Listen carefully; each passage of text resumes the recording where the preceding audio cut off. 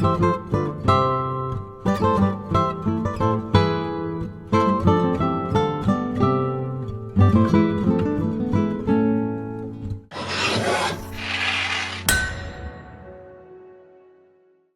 it's Todd from Todd's Workshop and Todd Cutler here, and today we have got this, a miniature crossbow. It is an exact half-scale replica of one of my 15th century munition bows.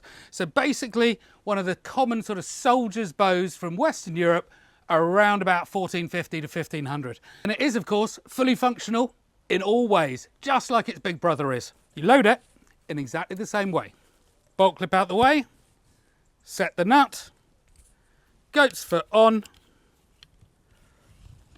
span it, listen for the trigger to engage, clip into position, bolt in, and shoot.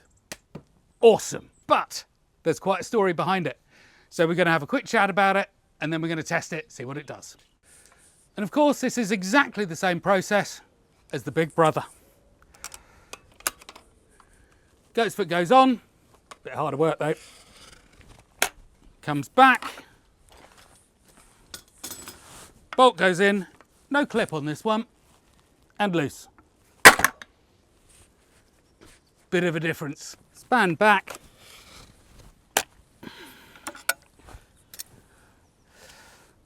bolt in, and loose. So that hits with quite a thump.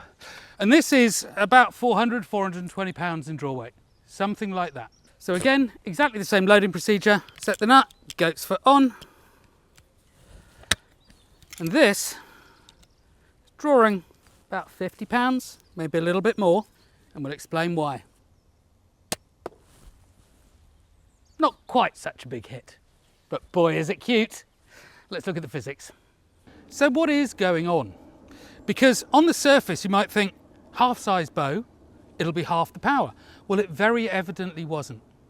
But the thing is, engineering doesn't scale. Engineers know that saying. And what I mean by that, let's put it in terms that everybody can understand. If you have a jumbo jet and it does 500 miles an hour, if you double the size of that jumbo jet, it doesn't do 1,000 miles an hour. It'll probably do less, and it probably wouldn't even fly at all, because physics and engineering doesn't work that way. You can't just double things or halve things. Now, with this, we've halved it. That means that the wood, there's not half as much, there's a quarter as much. The steel bow itself, it's not half as powerful. It's way under that. These pins here, we've halved the size of them, but that doesn't make them half as strong because we've lost much more material than half. So for all these reasons, it doesn't perform in exactly the same way. So before we carry on, modern bow people are going to be looking at this and going, that's not a 50-pound draw weight. My pistol crossbow does way more than that. Well, let's have a look at it. So I've got myself a bow scale. So I'm going to pull the string back to the nut here. Looks to be about a 55mm, 2¼ inch draw. So that's 26.7 kilos at full draw, which is in fact about 60 pounds of draw weight. So why isn't this delivering the power that you would expect a modern bow to do? Well, it's just totally different technology. So the draw length is really short, and draw length makes a massive difference to the ultimate power of the bow. The steel limbs themselves are heavy. A lot of inertia there, it takes a while to go back, as does the nut. And then of course the string itself is pretty heavy. And the bolts, well, they're heavy too. So let's have a look at this thing. So first of all, we have the bolts. And these are hand-forged bodkin heads by Will Sherman. Absolutely gorgeous, tiny little things. And then we'll strip the bow down. So we've got irons, just as you would expect on a regular bow. I'm just going to tap those out. So they pull out. Then you've got your 2 anvils. I'll come, pop the irons off. Last anvil comes out. So that's these tiny little pieces here.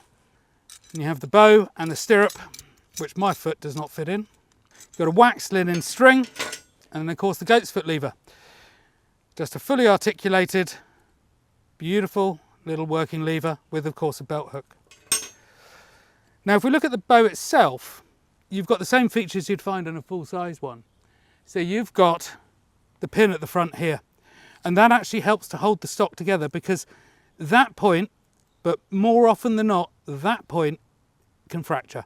So if you look at the ones in museums, old bows in museums, you'll often see the front of the stock has been either repaired or is just blown off and missing completely here. You've got the side plates, and again, because the wood becomes really quite thin here and you've got the big cutout for the nut, so those just give you some anti-buckling, anti-shatter strength at this point here.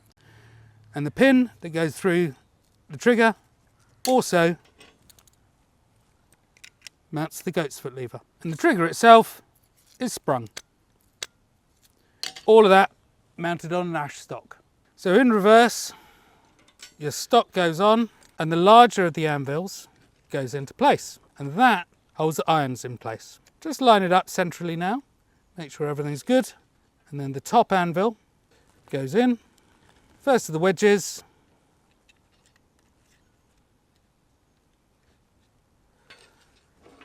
Make sure it's all central, everything's lined up. And then just tap the wedges into place.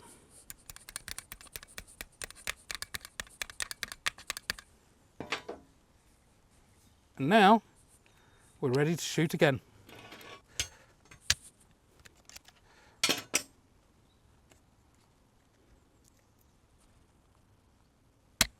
So as a conclusion, what can I say really?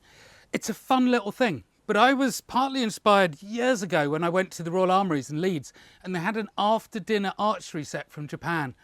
And it was just a miniature little bow and targets and arrows and you, whoop, and I just loved the description of after dinner archery. This is cute and it's fun and I think it is absolutely perfect for that. But it's like all these sort of gadgets that have gone through the ages. Most of it is about having something that other people don't have. And this does that brilliantly. So after dinner archery for me, absolutely. Cool little gadget, brilliant. Man stopper, not a chance in hell. But if you've enjoyed this, then subscribe to the channel. Sign up, go check out the websites, because if you like this, well, first of all, you'll find them, but also there's all sorts of cool stuff you'll like there. And if you don't want to do any of that, the Patreon also really helps. But anyway, I hope you've enjoyed it. See you again. Bye.